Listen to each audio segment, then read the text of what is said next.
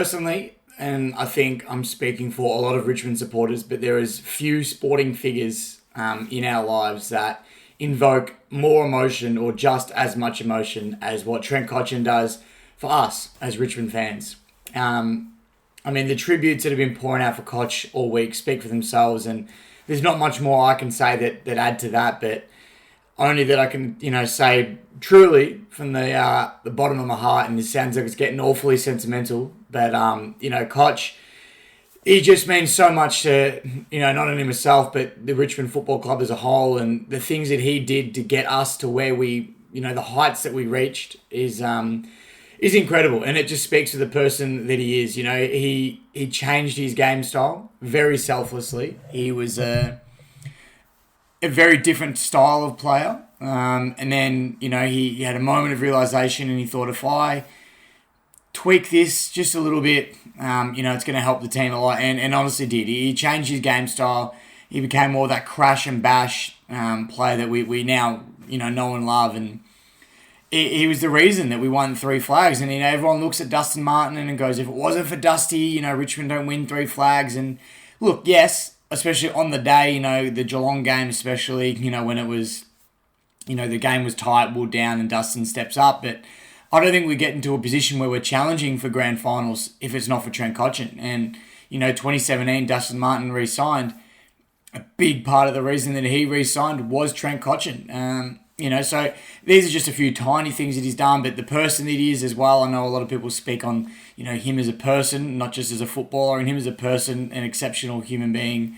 We've all seen the things that he's done, heard the stories. I've met Koch a few times, more like obviously just in a meet and greet type setting where you just take a photo and then you sort of bugger off. But you always feel like, he's got all the time in the world for you. You never feel rushed. I've met players before and you can tell they don't really enjoy being bothered. And I do understand where they're coming from, but Koch just always makes you feel so welcome to be around him, and he gives you all the time in the world, and that's a testament to the man that he is. So look, to be there last night at his 300th game was outstanding, and I'm so glad I was there to witness it, and the performance that he put on was incredible, and I'll touch on that as well. In the first half alone, he had 19 disposals, 8 contested possessions, 3 clearances, 3 inside 50s, and 2 goals, which was nuts. We haven't seen a start like that from Koch in a while, but if there was any moment to pick it, he chose the right one, didn't he? So it was a outstanding game from Cotchin. It was an outstanding game as a whole, if I'm being honest. It was a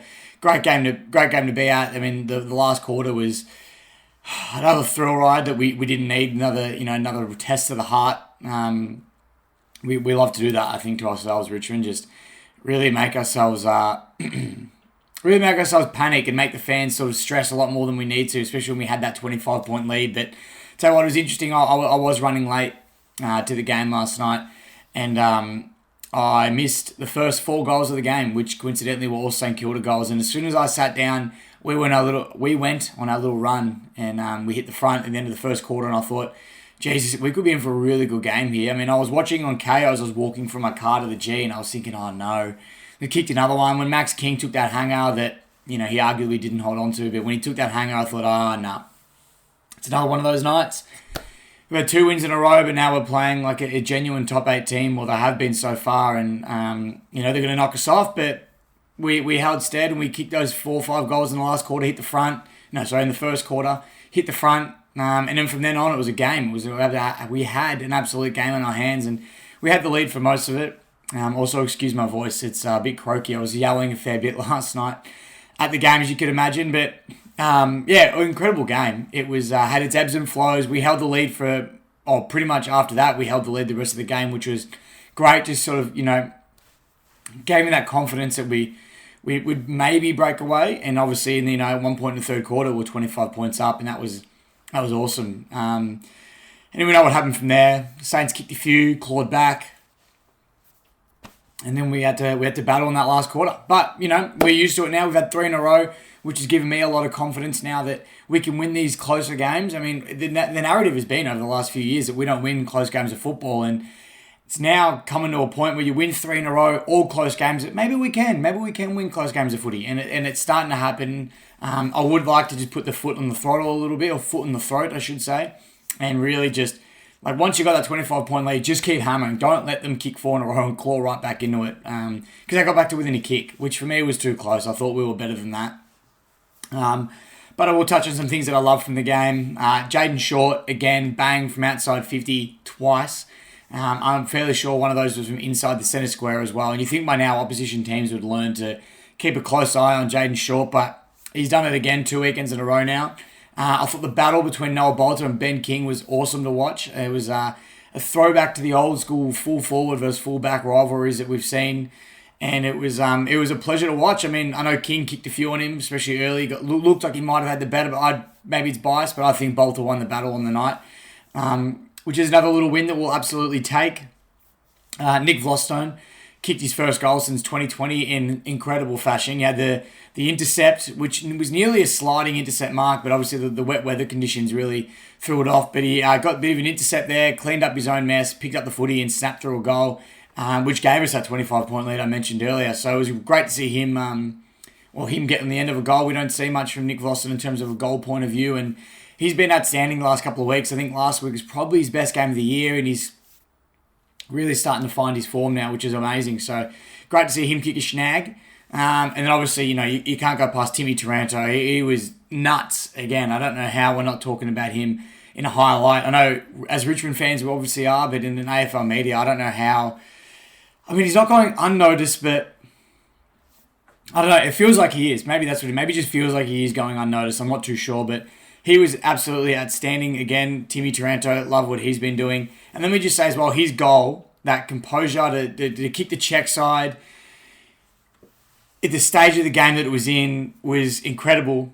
But I want to appreciate Liam Baker in that moment as well, because upon watching the replay, you see Bakes and he lays a block. He puts the shepherd on. I think it was on Wangani Malira. But he puts a shepherd on. Now, it wasn't a perfect shepherd. It didn't completely hold him off. But it bought Taranto the extra 2 or 3 seconds to compose himself and really make sure of it as he kicked the goal. And I think if Baker wasn't there, Taranto potentially gets run down and that goal never happens. And who knows where the game goes. You know what I mean? So it's those little moments that I think we're really going to start appreciating. And not that we don't, but maybe start, trying to highlight them a little bit more than we do is probably a better way to describe it, because Baker won't get any credit for that. You won't hear it in the media. You probably won't hear it in a lot of aspects of, talk about the game, or whether you're talking about mates and stuff like that no one will probably mention their little Baker block.